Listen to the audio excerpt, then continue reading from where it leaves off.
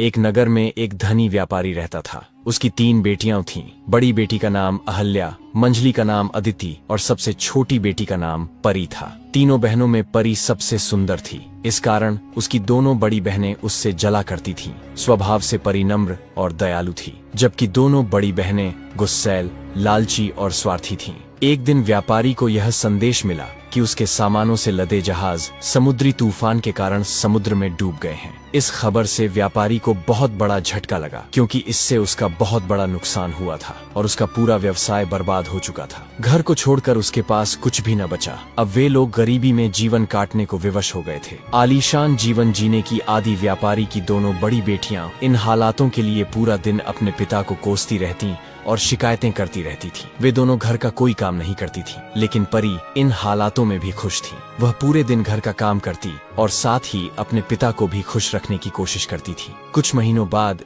एक दिन व्यापारी को पता चला कि उसका एक जहाज बंदरगाह पर पहुंच गया है। उसने तुरंत ही बंदरगाह जाने की तैयारी कर ली। जाने से पहले उसने अपनी तीनों बेटियों से पूछा कि वापसी में वह उनके लिए क्या लेकर आए। दोनों बड़ी बेटियों ने सुंदर कपड़े, जूते, मोतियों का हार और इसी तरह की अन्य चीजें लाने के लिए कहा। परी अपने पिता की हालत जानती थी, इसलिए उसने अपने पिता से बस एक सुंदर लाल गुलाब का फूल लाने को कहा। जब व्यापारी बंदरगाह पहुंचा तो उसने देखा कि उसके जहाज का पूरा सामान नष्ट हो चुका है। साथ ही उसका जहाज भी टूट फूट गया है और किसी काम का नहीं रह गया है। थका हारा निराश व्यापारी वापस घर की ओर लौटने लगा। वापस लौटते लौटते रात हो गई। रास्ते में एक घना भयानक जंगल था। व्यापारी जल्दी से जल्दी उस जंगल को पार करना चाहता था, लेकिन तभी अचानक ही शुरू हुए तेज आंधी तूफान ने उसे घेर लिया। उस तूफान में सफर जारी रख पाना असंभव था। आश्रय की खोज में वह इधर उधर भटकने लगा। तभी उसे उस भयानक जंगल में एक स्थान पर रोशनी दिखाई पड़ी। जब वह पास पहुंचा तो उसे रोशनी से नहाया हुआ महल नजर आया। उसकी उम्मीद बंध गई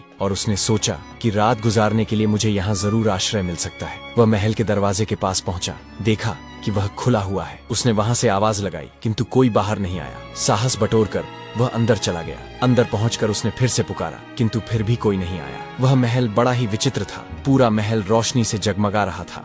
खाने की टेबल लजीज पकवानों से सजी हुई थी, लेकिन वहां कोई भी नहीं था। लंबी यात्रा के उपरांत व्यापारी को जोरों की भूख लगाई थी, इसलिए वह चुपचाप भोजन करने लगा। भोजन करने के बाद वह जिज्ञासावश महल की सीढ़ियां चढ़कर ऊपर पहुंचा, जहां उसने देखा हर कक्ष सुंदर रीति से सजे हुए थे। वह थका हुआ था, इसलिए वह एक कमरे में जाकर नरम बिस्तर पर सो गया। सुबह जब वह सोकर उठा तो उसे अपने बिस्तर के पास नए कपड़े दिखाई पड़े, तो वह नहा धोकर उन कपड़ों को पहनकर तैयार हो गया। जब उसने खिड़की से बाहर झांक कर देखा कि मौसम साफ हो चुका है और सोचा कि अब मैं अपनी यात्रा फिर से शुरू कर सकता हूँ। यह सोचकर वह सीढ़ियों से नीचे उतरा।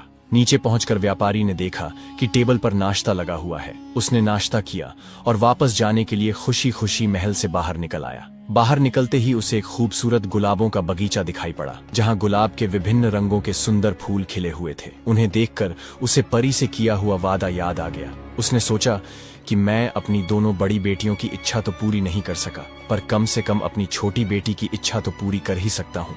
यह सोचकर जैसे ही उसने लाल गुलाब का फूल तोड़ने के लिए हाथ बढ़ाया, उसे एक भयानक हंसी सुनाई पड़ी। डर के मारे उसने अपने हाथ पीछे खींच लिए।